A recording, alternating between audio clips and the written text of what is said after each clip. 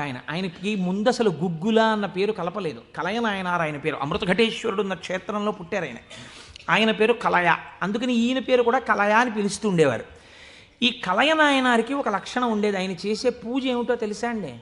ఆయన ఎప్పుడు భగవంతుడి దగ్గర కూర్చొని అనుకునేవాడు, సుగంధిం పుష్టివర్ధనం అంటారు కదా, త్రయంబకం అని పిలుస్తారు కదా, 3 కన్నులు ఉంటాయి కదా, ఆయన వస్తుంటే సువాసనలు వస్తాయి కదా. ఆనాడు మార్కండేయుడు శివలింగాన్ని గట్టిగా కౌగిలించుకుని చంద్రశేఖర చంద్రశేఖర చంద్రశేఖర పాహిమాం అని అంటుండగా యమధర్మరాజుని శిక్షించి మార్కండేయుడిని రక్షించడానికి శివలింగంలోంచి ఆవిర్భవించాడు కదా. ఆవిర్భవించినప్పుడు శివుడి కన్నా ముందు శివుని యొక్క సువాసనలు మార్కండేయుడు పీల్చి ఉంటాడు కదా. శివుడు వచ్చేసాడని పొంగిపోయి ఉంటాడు కదా.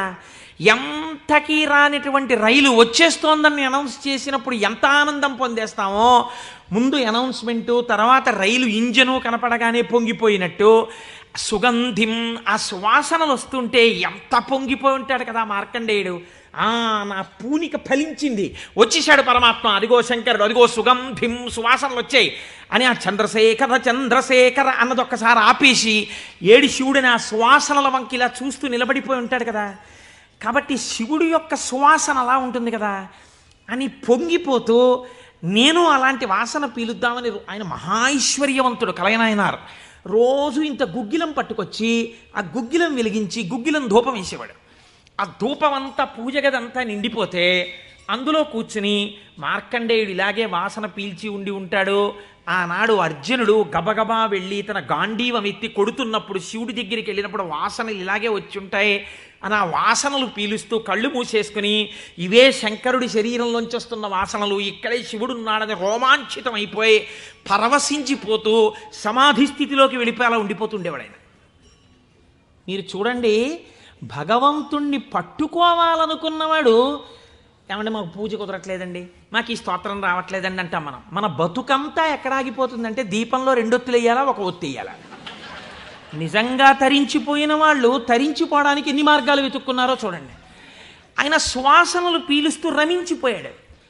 శంకరుడు చూశాడు, వీడు రోజు గుగ్గిలం పట్టుకొచ్చి వేసి ఇన్ని రకాల దర్శనాలు చేసేస్తున్నాడు రా, గుగ్గిలం పొగ అడ్డం పెట్టుకుని. ఎంత చిత్రం రా ఇది, గుగ్గిలం పొగకి వీడు సమాధిలోకి వెళ్ళిపోతున్నాడు. అసలు ఈ గుగ్గిలం కొనలేని స్థితి తెస్తే ఏం చేస్తాడో చూద్దాం అనుకున్నాడు. ఐశ్వర్యం అంతా క్షీణింపచేశాడు. ఆయనకి మనస్సు శివుడి మించి పోలేదు. ఎలాగో అలా నానా కష్టాలు పడి ఇంత గుగ్గిలం తెచ్చి శంకరుడికి వేసి ఆ వాసన పీల్చేటప్పటికి సమాధిలోకి వెళ్ళిపోయాడు. ఇంక ఏముంది, మనస్సు అలవాటు పడిపోయింది. ఇంత పొగొచ్చేటప్పటికి అంతే సమాధిలోకి వెళ్ళిపోతాడు. ఎంత తేలికండది. అగరత్తు వెలిగించకుండా ఉంటాం కదా, అగరత్తు వెలిగిస్తే గుగ్గిలం అయినా సమాధిలోకి వెళ్ళిపోతాడు అంతే. ఈ స్థితి చూసి శంకరుడు భార్యాబిడ్డలు తినడానికి కూడా అన్నం మెతుకు లేకుండా చేశాడు. చూద్దాం ఏం చేస్తాడు. భార్యాబిడ్డలు పస్తులున్నారు. అన్నమో రామచంద్ర అని ఆ భార్య మహాపతివ్రత. ఆవిడ తన మెడలో ఉన్నటువంటి మంగళసూత్రాన్ని తీసి నాయనారికి ఇచ్చి, అయ్యా మీరు ఇది పట్టుకెళ్ళి వెలకట్టి అమ్మించి డబ్బు పట్టుకుని రండి, దాంతో మనం కొన్నాళ్ళు భోజనం చేద్దామని. తప్పకుండా తీసుకొస్తానని ఆ మంగళసూత్రాలు చేతిలో పట్టుకుని శివ శివ శివ శివ అని సంతోషపడిపోతూ వెళ్ళిపోతున్నాడు. శంకరుడు ఒక పెద్ద బండిలో గుగ్గిలం బస్తాలు వేసుకుని ఎదురొచ్చాడు. మళ్ళీ దొరకవుట గుగ్గిలం, అందుకని చెప్పి బస్తాలు కొనుక్కెడుతున్నాను, ఎవరైనా కావాలంటే కొనుక్కోండి అని అరిచాడు. అమ్మ బాబోయ్, గుగ్గిలం దొరకదటని చెప్పి ఈయన గబగబా మంగళసూత్రాలు ఇచ్చేసి గుగ్గిలం బస్తాలు కొనేశాడు. పోనీ గుగ్గిలం దొరకదంటున్నారు, ఇంటికి పట్టుకెళ్ళి ఈ గుగ్గిలాన్ని దాచుకుని రోజు ఇంతంత వేద్దాం అనుకున్నాడా? నిజంగా నాడు శంకరుడు వస్తుంటే సుగంధిం పుష్టివర్ధనం, ఇదొక్కటే ఆయన సమాధికి కారణం. ఇంత గుగ్గిలం వెలిగించి మధ్యలో కూర్చుంటే అసలు నిజంగా శంకరుడు విరాట్ రూపంతో వచ్చేసినట్టు ఉండదు. కాబట్టి ఈ గుగ్గిలం అంతా వెలిగించేస్తానన్నాడు. ఇంట్లో వెలిగించేస్తే బాగుండదు, పొగలు వచ్చేస్తాయి.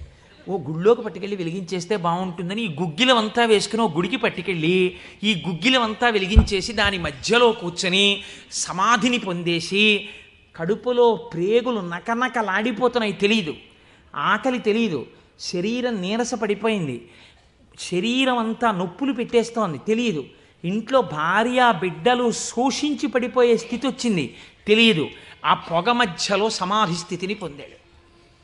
ఇప్పుడు నా భాషలో చెప్పాలంటే భగవంతుడు ఓడిపోయాడు. పరీక్ష పెట్టగలడా ఇహ? ఏం పరీక్ష పెడతాడు? కాబట్టి చూడలేకపోయాడు ఆయన. అమ్మ బాబోయ్, ఇదెక్కడ భక్తి రాని గబగబా కుబేరుణ్ణి పిలిచాడు. కుబేరా, ఇలా నా పక్కన ఎన్నాళ్ళు నించుంటావు? నాకేం అవసరం లేదు. అడిగో మహానుభావుడు చూసావా, గుగ్గిలం పొగ మధ్యలో కూర్చున్నాడు పెళ్ళం మంగళసూత్రాలు అమ్మేసి. వెంటనే వెళ్ళి ఆయన ఇంటిని బ్రహ్మాండమైనటువంటి అంతఃపురంగా మార్చేయి, భార్యకి బిడ్డలకి భూమండలంలో లేనంత ఐశ్వర్యాన్ని ఇచ్చేయి, ముందు ఉత్తరక్షణం వాళ్ళకి షడ్రశోపేతమైన భోజనం పెట్టు అనేటప్పటికి వాళ్ళ ఇల్లు మారిపోయింది, షడ్రశోపేతమైన భోజనం వచ్చింది. అయ్యో భర్త గారు ఎక్కడికి వెళ్ళారో అనుకుంటోంది ఆవిడ. అశరీరవాణి వినపడింది. అమ్మా, నీ భర్త భక్తి ముందు లొంగిపోయాడమ్మా, శంకరుడు మహదైశ్వర్యం ఇచ్చేశాడు నీకు. ఆయనో అన్నం తిందామన్న ఆలోచన లేదు, ఆ గుగ్గిలం పొగలో కూర్చుని ఉన్నాడు. ఇలాగ కూర్చునుంటే ఇప్పుడు ఎవరు మాట్లాడాలి? ఒరే నాన్న అన్నం తినరా అని. అమ్మా నాన్నగారు కోరుకున్న కోరికోటి ఉంది, నువ్వు ఎలా అయినా డాక్టర్ అయిపో. ఇంజక్షన్ చేసేసారు ఆ పిల్లకి. 3 ఏళ్ళు అయిపోయినా, 4 ఏళ్ళు అయిపోయినా, 21 ఏళ్ళు వచ్చేసినా, ఇప్పుడు నేను MBBS చదివితే రేపు పెళ్లి కొడుకు దొరుకుతాడా అని కూడా చూసుకోకుండా తల్లిదండ్రుల కోరిక తీర్చడం కోసమని వ్యగ్రతతో చదివేసిన పిల్లలా ఇప్పుడు ఆ తల్లిదండ్రులే వచ్చి చూసే అన్నం తినవే, అలా చదవకే ఆరోగ్యం పాడైపోతుంది అన్నట్టు ఎవడు పరీక్ష పెట్టాడో వాడే దిగొచ్చాడు. దిగొచ్చి ఎవడు? ఆ త్రయంబకం నిజంగా సువాసనలు వచ్చి ఆనాడు మార్కండేయుడు బాహ్య స్మృతిని పొందాడు, ఈయన పొందలేదు. పొందకుండా కూర్చున్నాడు. ఇప్పుడు ఆ పరబ్రహ్మం ముట్టుకోవలసి వచ్చింది. ఇలాగా ముట్టుకుని కదిపాడు. ఓయ్ కలయా అని పిలిచాడు. పిలిస్తే ఆయన గభాలన బాహ్య స్మృతిని పొంది అబ్బా శంకరుడు వచ్చేసాడన్నాడు. నిజంగా కనపడితే ఇలా అరుపులు కేకలు ఉండవు. కందులంబట నీరు కారిపోతూ ఆ స్వామి పాదాల మీద పడిపోయి ఏ సుగంధిం పుష్టివర్ధనం అన్నాడు. ఆ సువాసన పీలుస్తూ అలా పడిపోయి ఉండిపోయాడు.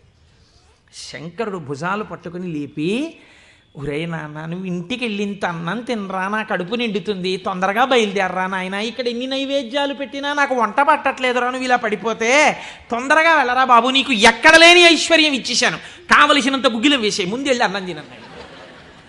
అప్పుడు ఆయన ఇంటికి వెళ్ళాడు.